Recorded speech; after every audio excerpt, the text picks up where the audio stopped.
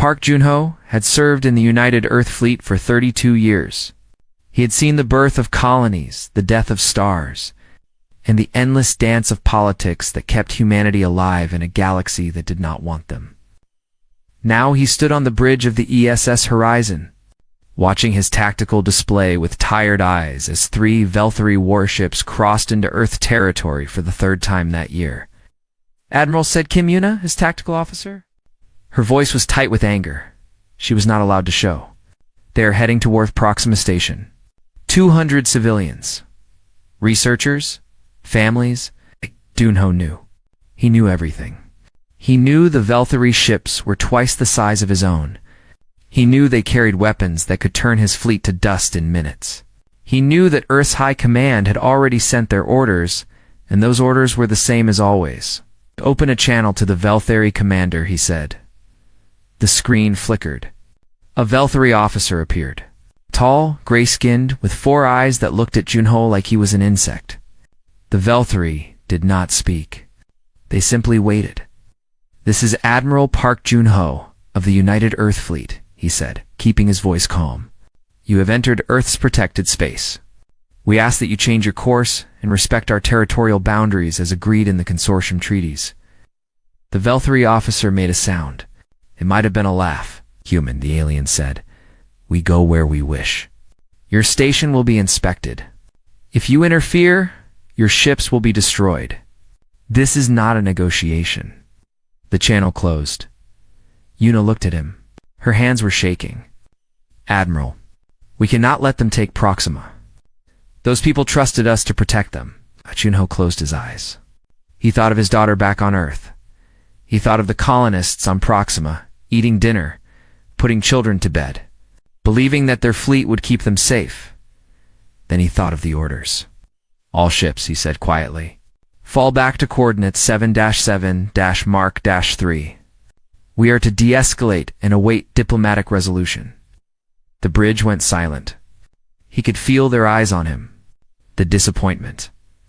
The shame. Yuna did not move. Lieutenant Commander Joon-ho said, "You have your orders." She turned away from him and entered the retreat coordinates. The fleet began to move, leaving Proxima Station behind. Leaving those 200 people to whatever the Velthari wanted to do with them. Junho watched the station grow smaller on his screen until it disappeared. On Earth, in the great halls of the United Nations Space Council, President Choi Min-ho was giving another speech. He was a good man, a kind man, a man who believed that words could build bridges across the stars. "You must understand," he said to the assembled delegates, "that the Velthari have different customs, different values. What we see as violation, they see as tradition.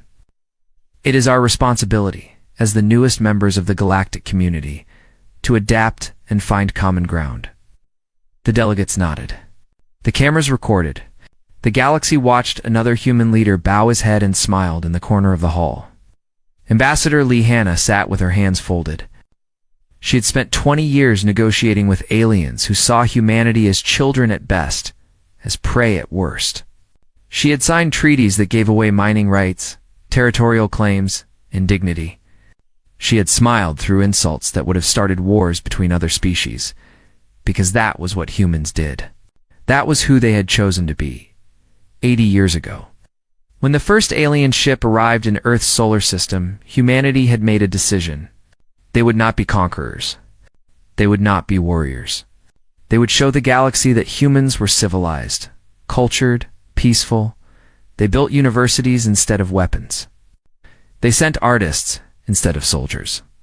They wrote poetry about the stars and invited every species to read it. And the galaxy had laughed, not openly, of course. The consortium had rules about such things. But in the quiet halls where power lived, the other species talked about humans the way adults talk about foolish children. The soft species, the weak ones. The people who apologized for existing, the Velthari, were the worst. An empire of warriors, they had conquered 40 star systems through blood and fire. They looked at humanity's 12 small colonies and saw easy targets. They pushed and pushed, testing how far humans would bend before they broke. So far, humans had only bent. 3 weeks after the Proxima incident, Admiral Junho received a report. The Velthari had released the station's researchers. All 200 of them. They had been humiliated, questioned, and stripped of their research data. But they were alive. Earth called it a diplomatic victory. JUNHO called it a warning.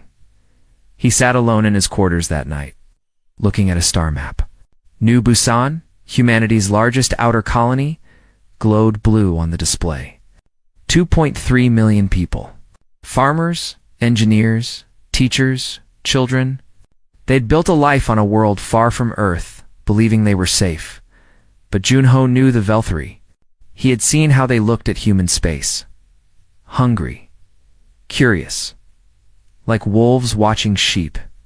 He wrote a report to High Command. He warned them that the Velthari were testing humanity's defenses. He begged them to increase patrols around the outer colonies. The response came 3 days later. His concerns were noted. Diplomatic channels were being explored. There was no need for military escalation. JUNHO deleted the message and poured himself a drink. Somewhere across the galaxy, in a throne room carved from black stone, the Velthari High Command was meeting. They spread a map of human space across their war table and studied it with hungry eyes. "They're weak," the war minister said. 80 years in the consortium, and they have never fired a weapon in anger. They talk and talk and talk. "Their fleet is small," another commander added. "Their soldiers are few. They have no stomach for war." The Velthari Emperor leaned forward. He was old, scarred, and very tired of small conquests. "New Busan," he said, pointing at the blue dot on the map. "Take it. Kill them all. Let us see what these humans do when they have nothing left to say." The commanders smiled. Across the stars, 2 million people slept peacefully. Dreaming of tomorrow, they had 47 days left. Governor Beek Somi woke early that morning. She liked to watch the sunrise from her office window, where the twin suns of the Kepler system painted the sky in shades of orange and gold. Below her, the city of New Busan was waking up. Children walked to school. Farmers drove to their fields. Shopkeepers opened their doors. 2.3 million people, living ordinary lives on an extraordinary world. Somi smiled and turned on her console to record the morning broadcast. She did this every day, sharing news and weather and small reminders about community events. It made the colony feel like home. "Good morning, New Busan," she said to the camera. "Today is going to be beautiful. Clear skies, light winds, and the Harvest Festival starts this weekend.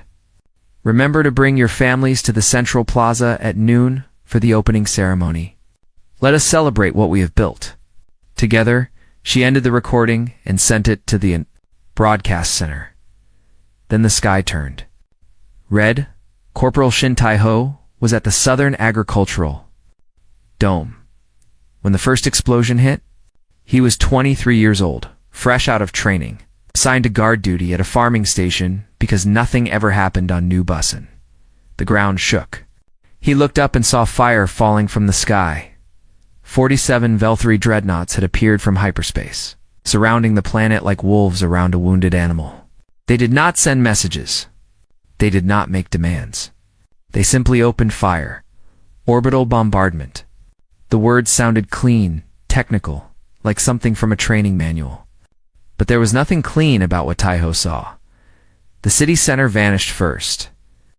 One moment it was there, a place where children were walking to school and shopkeepers were opening doors. The next moment, it was a crater of glass and fire, so hot that the stone itself had melted. Tai-ho ran. He did not know where he was running. He just knew that staying still meant death. The dome above him cracked. He threw himself into an irrigation tunnel as the world collapsed. Dirt and metal and fire poured down, burying him in darkness. He lay there, listening to the bombs fall. Each one a thunder that shook his bones. Each one thousands of lives ending in an instant. The bombardment lasted 6 hours. When the sounds finally stopped, Tai-ho began to crawl. His helmet light was broken. His rifle was lost somewhere in the rubble. He had only his hands and the desperate need to survive. He crawled for 2 days. The tunnel opened into what had been a residential district. Taiho climbed out and looked around. His mind could not understand what his eyes were seeing. Everything was gone. The buildings, the streets, the parks where families had picnicked, all of it was now flat, black glass, still hot from the fire that had created it. The sky was gray with ash that fell like snow. Taiho walked. His helmet camera was still working, and he recorded everything. He did not know why. He just felt that someone needed to see this. Someone needed to know. He found a playground. The swings were melted into twisted shapes. A child's shoe lay on the ground, small and pink and empty. He found a school. The walls had collapsed inward. Through a gap he could see rows of small desks, all burned, all empty. He found a hospital. The patients had died in their beds. The doctors had died trying to save them. Now they were all shadows burned into the walls, frozen forever in their last moments. Taiho kept walking. He kept recording. He did not cry. He had gone somewhere beyond tears. Somewhere cold and quiet where nothing could hurt him. On the 3rd day he found other survivors. 847 people, hiding in a mining tunnel deep underground. They were the only ones left. 847 out of 2,300,000. The rescue ships arrived a week later. Admiral Park Jun-ho stood on the bridge of the ESS Horizon when the first footage from New Busan reached his console. He watched the recording in silence.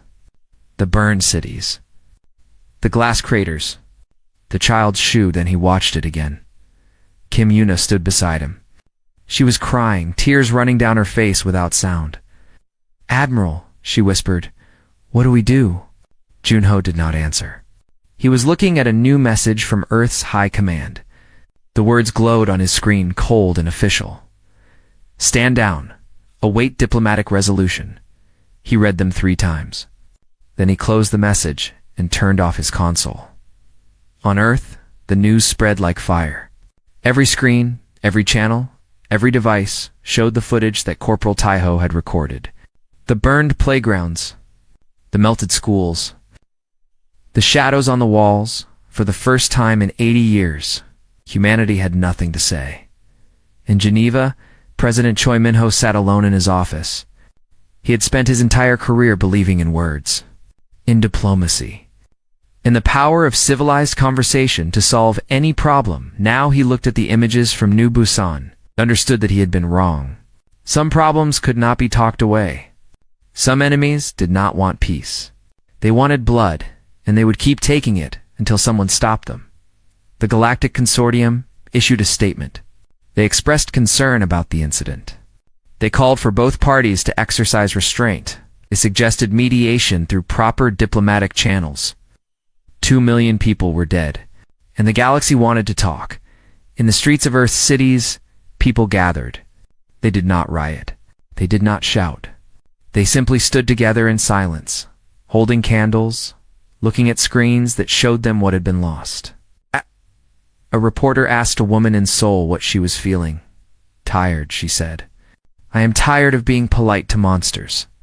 The camera caught her face. Her eyes were dry, but something in them had changed. Something soft had died, and something hard had taken its place. That same look was spreading across Earth, in homes and offices and military bases. People who had spent their lives believing in peace were asking a new question. What was the point of being good if goodness only got you killed? In a hospital ship orbiting what was left of New Busan, Corporal Shin Taiho sat on a medical bed. Doctors had treated his wounds. Counselors had offered him words of comfort. He had not spoken since his rescue. He just sat there, staring at his hands, remembering the child's shoe, remembering the shadows on the walls, remembering 2 million voices that would never speak again. Inside him, something was building. Not grief. Not fear, rage, cold, patient, and absolute. He was not the only one. The United Earth Assembly Hall in Geneva was the largest room ever built by human hands. It could hold 10,000 people beneath its glass dome, and today every seat was filled. Diplomats and soldiers and ordinary citizens sat shoulder to shoulder, waiting in a silence so deep that the building itself seemed to be holding its breath. Outside, billions watched on screens. In every city, on every continent, on every colony that still survived. Humanity stopped what they were doing and turned their eyes to Geneva. They were waiting for President Choi Min-ho. He walked onto the stage alone. No guards, no advisors. Just a tired man in a simple black suit, carrying the weight of 2 million ghosts on his shoulders. Min-ho reached the podium and looked out at the crowd. He had given hundreds of speeches in this hall. He had smiled and promised and apologized. He had bent so many times that he had forgotten how to stand straight. Not today. For 80 years, he began, his voice quiet but clear. Humanity has been a member of the galactic community. For 80 years, we have followed the rules. We have signed treaties. We have given up territory, resources, and pride, all in the name of peace. He paused. We built universities instead of warships. We sent poets instead of soldiers. We believed, truly believed, that if we showed the galaxy, our culture, our art, our humanity, they would accept us as equals. A screen behind him lit up. The footage from New Busan began to play. The crowd watched in silence as cities burned and children's shoes lay empty on the glass. 2,300,000 people, Min-ho said. That is not a number. That is mothers and fathers, brothers and sisters, children who never grew up, dreams that never came true. 2 million lives ended in 6 hours because we were too polite to fight back. His voice cracked, but he kept going. The Velthari killed them because they thought we were weak. The consortium watched it happen because they thought we would accept it. The entire galaxy looked at humanity and saw a species that would rather die than raise its fist. He straightened his shoulders. They were dealing with cultured humanity, diplomatic humanity, the humanity that smiled and bowed and apologized for. Existing. Min-ho looked directly into the camera. That humanity died on New Busan. The silence in the hall was absolute, effective immediately, he continued. Earth withdraws from the Galactic Consortium. All treaties with the Velthari Empire are void. The diplomatic first doctrine, which has guided our species for 80 years, is rescinded. Murmurs rippled through the crowd. This was more than anyone had expected. Admiral Park Jun-ho is hereby promoted to Supreme Commander of all human military forces. He has been given one directive, and I will share it with you now. Min-ho's eyes were hard. Make them remember why predators fear the dark. The hall erupted. Not in protest, not in celebration, but in something deeper. A sound like a storm gathering strength. A sound like chains breaking. Min-ho raised his hand for silence. I know what you are thinking. You are thinking that this is wrong. That war is not the answer. That we should be better than this. His voice softened. I thought the same thing. I have spent my entire life believing it. He shook his head slowly. But here is what I have learned. Kindness is not weakness, but some species cannot tell the difference. We showed the galaxy our best face, and they saw only prey. We offered friendship, and they gave us graves. He pointed at the screen, where the footage still played. Look at New Busan. Look at what our kindness earned us. Look at the price of being cultured. The footage stopped. The screen went dark. The Velthari wanted to see what humans would do when we had nothing left to say. Very well. Let us show them. In orbit above Earth, Admiral Park Jun-ho watched the speech from his command center. Around him, officers and crew members stood at attention, their faces glowing in the light of dozens of screens. Kim Yuna stood beside him. Her eyes were dry now. Supreme Commander, she said.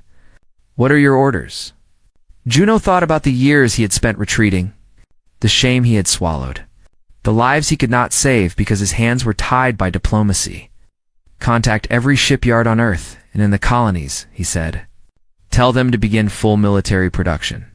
No more merchant vessels. No more exploration ships. Warships only. Yuna nodded and began transmitting orders. Contact the academies, Junho continued. Every pilot, every engineer, every soldier, training begins immediately.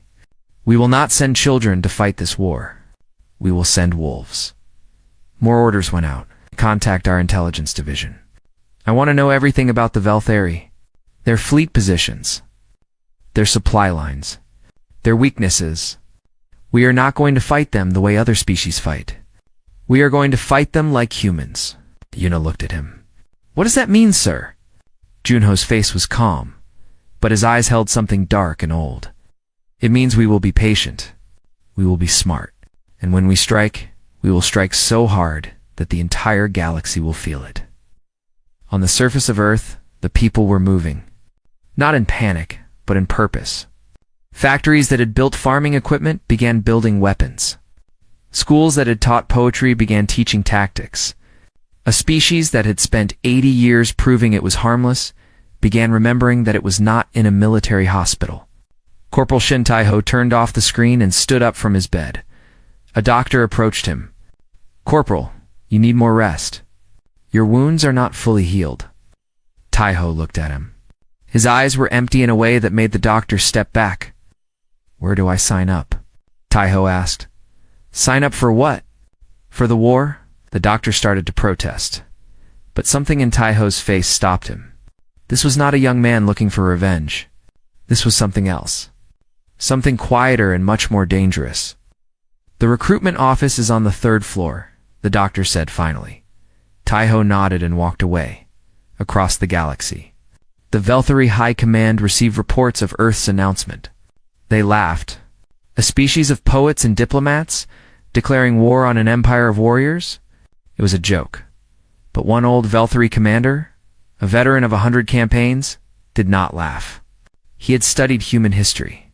He had read about their world wars, their revolutions, their endless capacity for violence against each other. We may have made a mistake, he said quietly. The other commanders ignored him. They would not ignore him for long. On Earth, a new flag was being raised above the assembly hall. It was black, with a single blue dot in the center. New Busan, a reminder of what was lost. Beneath it, carved into stone, were words that would become humanity's promise to the stars. We will not forgive. We will not forget. We will not stop.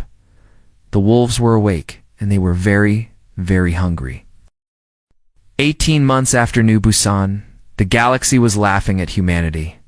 They had declared war on the Velthari Empire, an empire with 40 star systems, and a fleet that numbered in the thousands. Earth had 12 colonies and a few hundred ships. The math was simple. Everyone expected a quick surrender. They were wrong.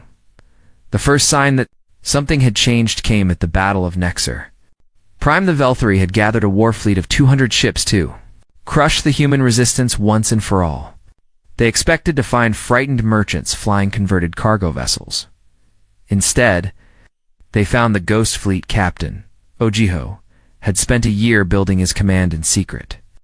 His ships were painted black, running without lights, their engines modified to produce almost no heat signature. They did not announce themselves. They did not demand surrender. They simply appeared from the darkness and began killing. Jiho hit the Velthari supply ships first. Fuel tankers, ammunition transports, food carriers. Without supplies, even the mightiest warship became a floating coffin. Then he hit the medical ships. The Velthari were outraged. There were rules about medical ships, codes of conduct that every civilized species followed. Jiho did not care about rules. Rules were for people who had something to lose. They killed our children, he said, when his officers questioned him. They burned our hospitals while patients slept in their beds. Do not speak to me of rules. The Ghost Fleet vanished before the Velthari could respond. By the time their main battle line arrived at Nexer Prime, they found only wreckage and silence far away in another sector. Commander Kim Yuna was teaching the Velthari a different lesson. Yuna had been promoted to captain of the S Reckoning, one of the new warships built in the 18 months since the massacre. She had developed what the humans called cascade tactics, A strategy so brutal that other species refused to believe it was real. The idea was simple. Instead of fighting the Velthari fleet in open battle, Una would identify a single target, a space station, or a military outpost, and hit it with everything she had. Every ship, every weapon, every soldier. Overwhelming force concentrated on one point, the Velthari would send reinforcements. But by the time they arrived, Una was gone. The target was destroyed, and the human fleet had scattered into a dozen different escape routes. It was not honorable. It was not fair. It was not the way civilized species fought wars, but it worked in 6 months. Una's task force had destroyed 3 Velthari military worlds. Not conquered, destroyed. Turned to the same glass that New Busan had become. An eye for an eye, she told her crew after each victory, until they have no eyes left. Ow!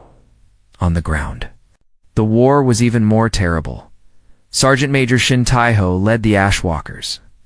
A unit of soldiers who had all lost someone at New Busan. They did not fight for glory or medals. They fought for something older and darker. They fought for revenge. The Ashwalkers specialized in boarding actions. When a Velthari ship was disabled but not destroyed, Taiho and his soldiers would cut their way inside and clear it deck by deck. They did not take officers prisoner.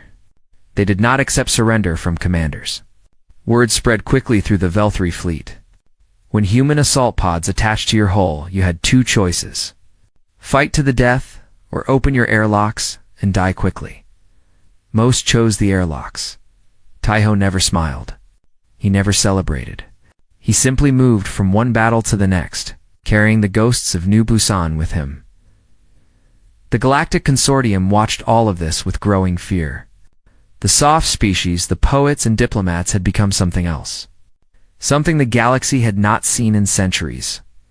A predator. The Consortium sent messages to Earth, demanding an end to hostilities. They threatened sanctions, isolation, even military intervention. Ambassador Han Yunji delivered humanity's response. She was a small woman with gray hair and kind eyes.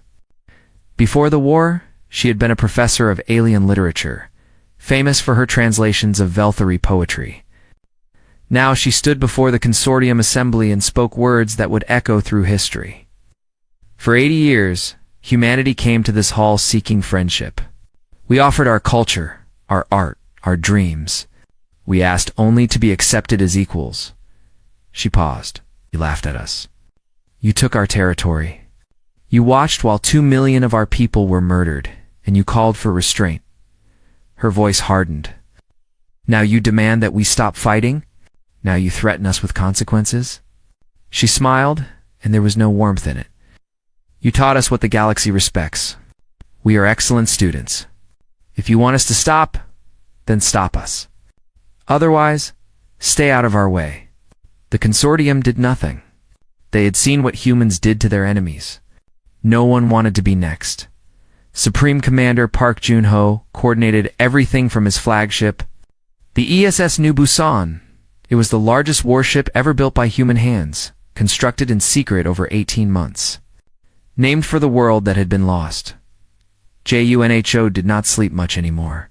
He spent his nights studying reports, planning attacks, searching for any weakness in the Velthari defenses.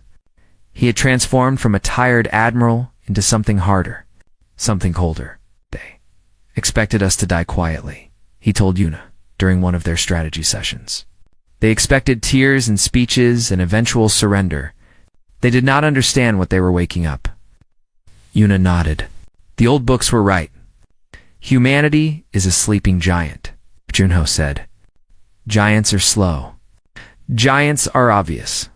We are something worse. He pointed at the star map, where red markers showed Velthari positions and blue markers showed human fleets moving through the shadows. We are patient. We learn, we adapt, and we never ever forget. The war continued.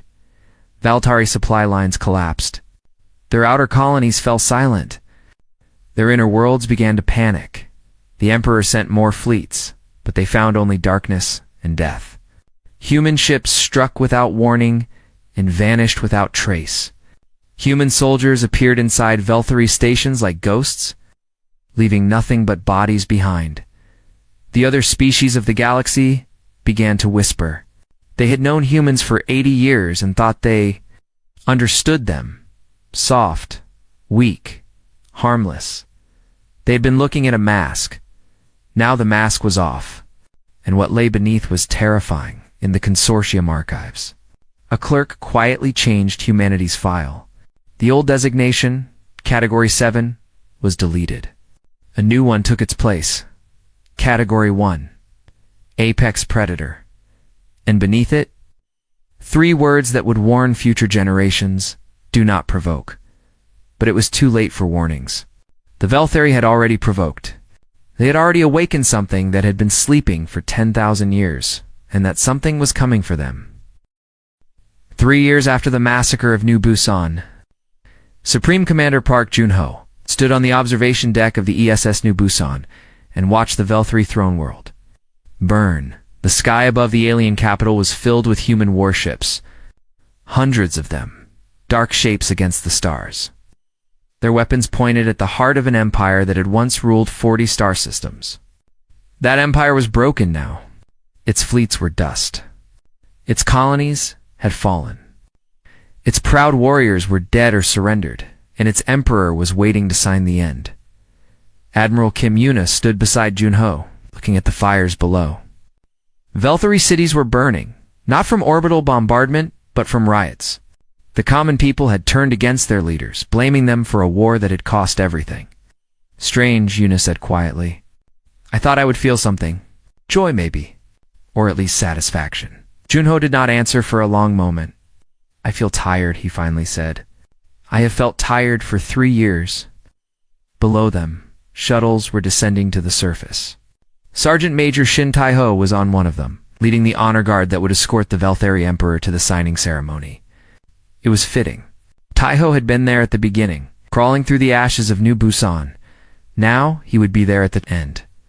The shuttle landed in the central plaza of the Velthari capital.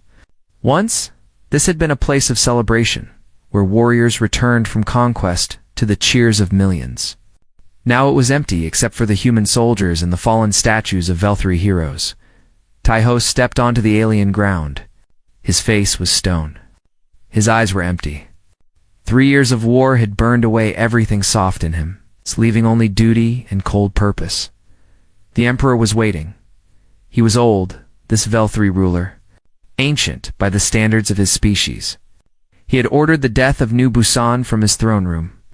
Watching the bombardment on screens while servants brought him wine, he had laughed when his commanders predicted quick human surrender. He was not laughing now, human, the emperor said, his voice thin and broken. I never understood your kind. We burned your world and expected you to weep. Instead, you became monsters. Tai-ho looked at him without expression. You made us what we are, he said. Remember that. Every world we burned, every fleet we destroyed, every warrior we killed, you created all of it. You showed us what the galaxy respects. The emperor had no answer. The signing ceremony was held in the Great Hall of the Imperial Palace. Supreme Commander Junho came down from his ship to witness it. Standing beside Yuna and Tai-ho, as the Velthari Emperor pressed his seal to the surrender documents, the terms were harsh. The Velthari Empire would be disbanded. Its military would be destroyed. Its leaders would face trial for what they had done, and the ruins of New Busan would become a memorial, a permanent reminder of the cost of underestimating humanity. When it was done, the Emperor looked at Junho with hatred in his 4 eyes. You have won nothing, he hissed. The galaxy will never trust you. They have seen what you truly are. Savages hiding behind a mask of culture. Monsters pretending to be civilized. Junho met his gaze without flinching. Perhaps, he said, but they will never forget what happens when they push us too far. And that is worth more than trust. The Emperor was led away. He would spend the rest of his days in a human prison, surrounded by the species he had tried to destroy. It was, in its way, a worse punishment than death. On Earth, President Kang Do-yan addressed the United Assembly. He had taken office after Minho stepped down, exhausted and broken by the weight of what he had started. Do-yan was younger, harder, a man shaped by war rather than peace. Today, the Velthari Empire has surrendered, he announced to thunderous applause. The war is over. Our people are safe. The applause died down, and Doyen's face grew serious. But I want to speak to the galaxy. Not just to our own people, but to every species watching this broadcast. I want them to understand what happened here, and I want them to understand what it means. He looked directly into the camera. For 80 years, humanity chose to be kind. We chose diplomacy. We chose culture and art and peaceful cooperation. We believed, truly believed, that these things would protect us. He paused. We were wrong. The galaxy saw our kindness and called it weakness. They took our territory, our resources, our dignity, and when we still refused to fight, they took our people. 2,300,000 lives ended because we were too polite to raise our fists. His voice hardened. So we raised our fists. We became what the galaxy forced us to become. We showed them the other face of humanity. The face that crawled out of caves and survived ice ages and conquered our own world before reaching for the stars. He straightened. Let this be the lesson Earth teaches the galaxy. We did not survive our own history by being gentle. We chose to be cultured. We chose peace. We chose to be kind. But choice, unlike nature, can be revoked. He leaned forward. It's every species watching. Remember New Busan. Remember what you created. Remember what we did in response? And understand this. His eyes were cold. We will never choose to be harmless again. In the consortium archives, the clerk who had changed humanity's file added one final note. It would be read by diplomats and commanders for generations to come. A warning written in the blood of a fallen empire. Humanity, it read, is a species of contradictions. They create beauty and destruction in equal measure. They are capable of infinite kindness and absolute ruthlessness.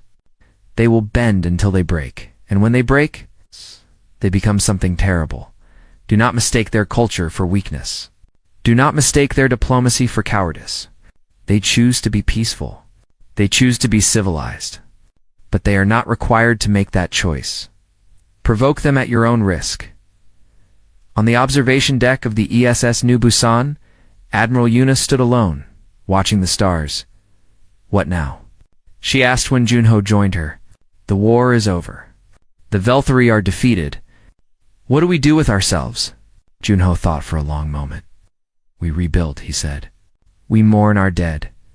We try to remember who we were before all of this. Yuna shook her head. We cannot go back. We are not the same people who started this war. No, Junho agreed. We are not. But perhaps we can become something new. Something that honors both what we were and what we became. He looked at the stars, at the countless worlds spinning in the darkness. The galaxy knows who we are now. They know what we can do. Maybe that knowledge will keep the peace better than any treaty ever could. Yuna was silent for a moment. Or maybe they will just hate us more. Yunoho smiled, and there was sadness in it. Perhaps. But they will also fear us. And in this galaxy, fear keeps you alive longer than love. Below them, on the ruined throne world, Sergeant Major Taiho walked through the empty streets of the Velthari capital. He had come looking for something, though he was not sure what. He found it in a small park near the palace. A statue of a Velthari child, somehow untouched by the war. It stood there, frozen in bronze. Reaching for stars it would never touch, Taiho sat down beside it, and for the first time in 3 years, he wept. Not for the Velthari, not for himself, but for the child on New Busan, who had owned a small pink shoe, for the 2 million people who would never see their families again, for the humanity that had died with them, and the harder humanity that had taken its place. The war was over. The enemy was defeated. Justice of a sort